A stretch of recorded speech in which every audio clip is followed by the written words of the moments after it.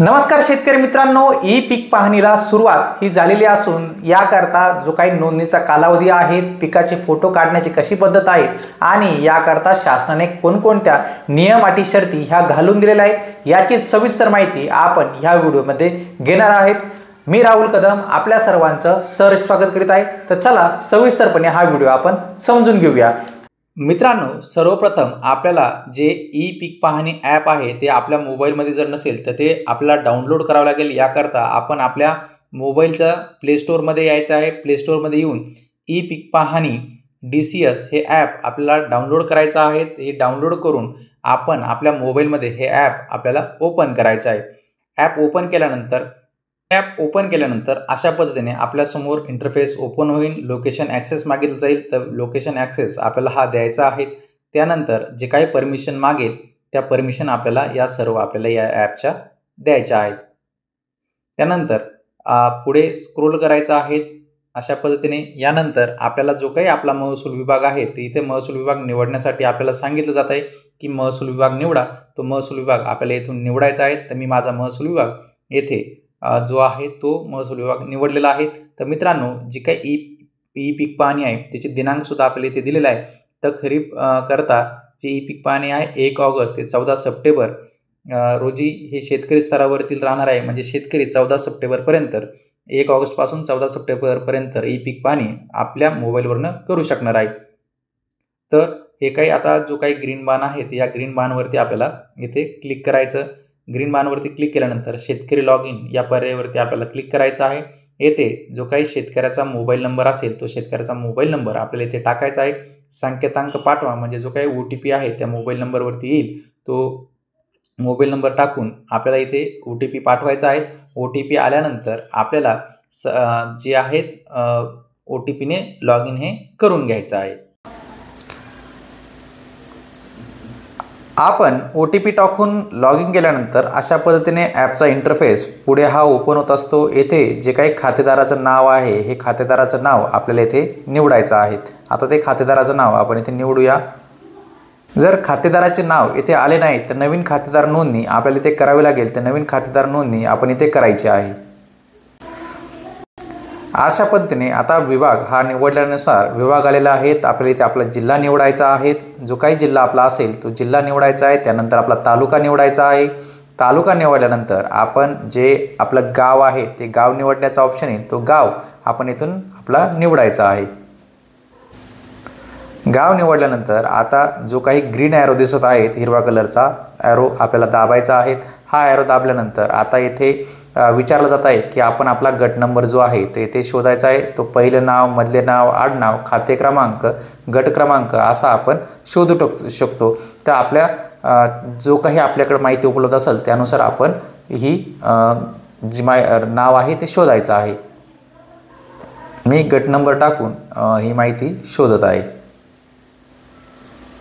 शोधा या पर्यायावरती क्लिक करायचं। त्यानंतर आता खाली खातेदार निवडाची यादी आलेली आहे, तर त्यातून जो काही योग्य खातेदार असतील तो खातेदार आपले ते निवडायचा आहे। खातेदार निवडल्यानंतर आता परत एकदा हा ग्रीन ॲरो आपल्याला दाबायचा आहे।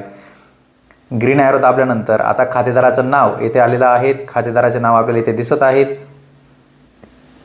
आणि जो काही खाते क्रमांक, गट क्रमांक आहे तो सुद्धा येथे आलेला आहे। तर आपली जी माहिती आली असेल तर आता आपण ग्रीन ॲरो दाबून पुढे करायचं आहे। आता इथे दाखवले तुमचा खाता क्रमांक, सर्वेक्षण क्रमांक यशस्वीरित्या नोंदवले गेला आहे। म्हणजे आता हे ॲपमध्ये आपली जी काही माहिती आहे शेतकऱ्यांची ती इथे साठवली गेलेली आहे। तर ठीक आहे या पर्यायावरती क्लिक करायचं। त्यानंतर आता इथे जो सुरुवातीला आपण खातेदार निवडा पर्याय आला होता त्यानुसार आता इथे खातेदारांचं नाव आलेलं आहे, ते खातेदार निवडायचं आणि ग्रीन ॲरोवरती परत एकदा आपल्याला इथे क्लिक करायचं आहे।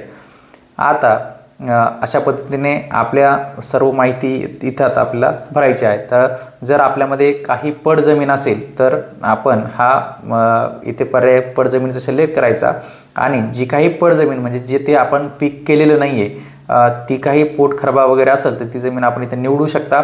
ती जमीन टाकायची आणि ती माहिती सेव्ह केल्यानंतर इथे पड माहिती पहा, इथे ती माहिती अपडेट होईल आणि ही माहिती अपडेट झाल्यानंतर आपल्याला सेव्ह करायचं आणि परत एकदा बॅक यायचं आहे। बॅक आल्यानंतर आता आपल्याला काय करायचं आहे, तर आपल्याला पिकाची माहिती जी भरायची आहे, तर पिकाची माहिती करता पीक माहिती नोंदवा या पर्यायावरती आपल्याला क्लिक करायचं आहे.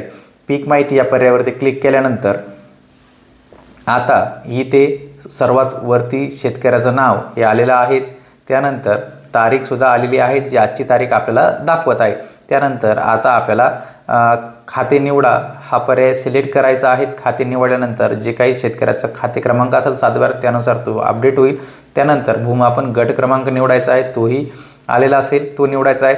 शेतकऱ्याच्या जमिनीचं एकूण क्षेत्र आपल्याला इथे दाखवलेलं आहे. पोट खराबा नाही आहे, पडजमीन दाखवली म्हणून पोट खराबी दाखवत नाही आहे, अशा पद्धतीने आलेला आहे. आता इथे आपल्याला आपला जो काही हंगाम आहे तो हंगाम निवडायचा आहे. खरीप हंगामातील पीक आहे म्हणून आता खरीप हंगाम निवडायचा आहे. आता जे काही आपल्या शेतात पीक असेल ते पीक आपल्याला इथे निवडायचं आहे. आपल्या शेतात एकच पीक आहे, बहुपीक आहे, पॉलीहाऊस, शेडनेट, तर काय, तर माझ्या शेतात एकच पीक आहे त्यामुळे मी एक पीक निवडत आहे. जर आपल्या शेतामध्ये एकपेक्षा जास्त पिकं असतील तर बहुपीक पर्याय आपल्याला निवडायचा आहे. निर्बळ पिकाचा जो काही प्रकार आहे तो निवडायचा आहे. पीक इथे सिलेक्ट केलेलं आहे. आता पिकाचं नाव काय आहे, तर ते जे काही आपल्या शेतामध्ये असेल ते विविध पर्याय आपल्याला दिसतात. आता माझ्या शेतामध्ये सध्या सोयाबीनचं पीक आहे तर म्हणून मी ते सोयाबीन निवडलेलं आहे. आता हे विचारत आहे की क्षेत्र किती आहे, तर जर आपलं मिश्र पीक असेल तर त्यानुसार इथं सिलेक्ट करा, किंवा एकच पीक असेल तर पूर्ण क्षेत्र हा पर्याय निवडायचा आहे. त्यानंतर जलसिंचनाची साधने कोणकोणती आहेत तर ते पर्याय निवडण्याला सांगत आहे. तो पर्याय आपण इथे निवडायचा आहे की आपण कशा पद्धतीने पाणी हे शेतीला देत असतो. तर विहीर असेल तर विहीर निवडा, विंधन विहीर म्हणजे बोरवेल असेल तर बोरवेल निवडा. अशा पद्धतीने विविध पर्याय आपल्याला दिसत आहेत. जो काही पर्याय आपल्याकडे असेल तो पर्याय इथे आपण नोंदवायचा आहे. त्यानंतर सिंचन पद्धती निवडा, ठिबक सिंचन, तुषार सिंचन, प्रवाही सिंचन, अन्य सिंचन प्रकार. तर प्रवाही सिंचन आहे तर प्रवाही सिंचन निवडलेलं आहे. लागवडीचा दिनांक आपल्याला इथे टाकायचा आहे.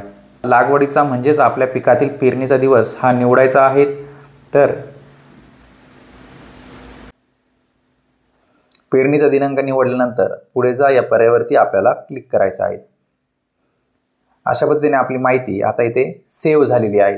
आता इथे येत आहे की आपल्या पिकाचं जे काही आहे ते आपल्याला छायाचित्र काढायचं आहे. 2 छायाचित्र आपल्याला आता येथे आपल्याला दाखवत आहेत की आपल्या जे काही मोबाईल घेऊन आपण जे आहेत ते आपल्या किती अंतर आहे. तर आपल्याला फोटो काढण्यासाठी मित्रांनो शेतातच जावं लागत असतं, नाहीतर हे अशा पद्धतीने अंतर हे दाखवत असतं. आणि हे अंतर कमीत कमी असावं पिकापासून किंवा गट नंबरपासून. तर पिकाच्या मध्यापासून दूर आहात आणि कृपया गट नंबरच्या जवळ जाऊन पिकाचा फोटो आपल्याला इथे घ्यावा लागेल. आता इथे ठीक आहे पर्यायावरती आपण क्लिक करूया आणि जो काही पिकाचा फोटो असेल तो पिकाचा फोटो आपण इथे घ्यायचा आहे. आता मी व्हिडिओ बनवण्यासाठी हे केलेलं आहे, त्याच्यामुळे सॅम्पल म्हणून तर मी आता या पिकाचा फोटो इथे अपलोड नाही करणार आहे. पण आपण अशा पद्धतीने पिकाचा फोटो अपलोड करू शकतो आणि ओके करायचं आहे. ओके केल्यानंतर आता छायाचित्र 2 जे आहेत ते सुद्धा सेम पद्धतीने इथे घ्यायचं आहे. पिकापासूनचं अंतर इथे ठीक करायचं, इथे क्लिक करायचं, ओके करायचं. त्यानंतर अशा पद्धतीने अक्षांश रेखांश सुद्धा आपले येणार आहेत पिकाचे. GPS अचूकता ही 20 मीटर पाहिजे आणि हे अक्षांश रेखांश आलेले आहे. आणि आता हा व्हिडिओ करता मी बनवत आहे त्याच्यामुळं हे पिकाचं अंतर मी शेतात न जाता दुरून हा करतोय, त्याच्यामुळे हे अंतर जे आहे ते एवढं जास्त दाखवत आहे. तर आपण अशा पद्धतीने न करता आपल्या शेतात जायचं आहे, शेतात जाऊन हे दोन्ही फोटो काढायचे आहेत. आणि त्यानंतर हा जो काही ग्रीन पर्याय आहे या ग्रीन पर्यायावरती क्लिक करायचं, ओके करायचं. आणि अशा पद्धतीने आता इथे सविस्तर माहिती ही आपली आलेली आहे. यामध्ये आपण इथे पाहू शकता. तर इथे आपल्याला पीक पाहणीचा दिनांक सुद्धा आलेला आहे, खाते क्रमांक आलेला आहे, गट क्रमांक आलेला आहे, लागवड योग्य जे काही क्षेत्र आहे ते क्षेत्र आलेलं आहे, पेरणीसाठी उपलब्ध क्षेत्र ते सुद्धा आलेलं आहे, पोट खराबा क्षेत्र आलेलं आहे, हंगाम कोणता आहे, खरीप आहेत, पिकाचा वर्ग निर्बळ पीक, पेरणीचा दिनांक सुद्धा आलेला आहे, जलसिंचनाचे साधन आलेलं आहे, सिंचनाचा प्रकार प्रवाही सिंचन, त्यानंतर पिकाचं नाव काय आहे ते आलेलं आहे आणि फोटो सुद्धा आपल्याला इथे आलेले आहेत. आता अशा पद्धतीने सर्व माहिती भरल्यानंतर आपल्याला सर्वात खाली विचारलं आहे की वरीलप्रमाणे पिकाची माहिती योग्य वाचूक असल्यास मी घोषित करत आहे, तर इथे ग्रीन पर्यायावरती क्लिक करायचं आणि पुढे जा पर्याय हा आपल्याला दाबायचा असतो. आता अशा पद्धतीने पिकाची माहिती ही आपली अपलोड झालेली आहे आणि ती सेव्ह सुद्धा झालेली आहे. आता ही पिकाची माहिती पुढे जाऊन बघायची आपण, तर पीक माहिती पहा या पर्यायावरती क्लिक करा. आता इथे जी काही माहिती आहे तुम्ही भरल्यानंतर ती 48 तास ही जतन केली जाते आणि 48 तासामध्ये आपल्याला दुरुस्ती सुद्धा करता येत असते. जर काही चुकीची माहिती भरल्या गेली असेल तर आपण ती येथून अशा प्रकारे दुरुस्ती करू शकतात किंवा डिलीट सुद्धा करू शकतात. जर आपल्याला दुरुस्ती करायची असेल तर येथे जो काही दुरुस्ती पर्याय आहे ते दुरुस्ती पर्यायावरती क्लिक करायचं आणि जर आपल्याला जर ही माहिती जर डिलीट करायचं असेल तर नष्ट करा या पर्यायावरती सुद्धा क्लिक करून आपण आपले पिकाची माहिती डिलीट करू शकता. तर मित्रांनो, आज आपण ह्या व्हिडिओमध्ये समजून घेतलेलं आहे की आपण आपल्या पिकाचा ई पीक पाहणी कशा पद्धतीने करायची आहे याची सविस्तर माहिती जाणून घेण्याचा प्रयत्न आज आपण या व्हिडिओमध्ये केलेला आहे. आपल्याला आजचा हा व्हिडिओ आवडला असेल, आपण माहिती असायलाच हवी या यूट्यूब चॅनलवरती पहिल्यांदा आला असाल हा यूट्यूब चॅनल नक्की सबस्क्राईब करा. त्यासोबत शेजारी बेल आयकॉन दाबायलाही विसरू नका. भेटूया पुढील व्हिडिओमध्ये. धन्यवाद.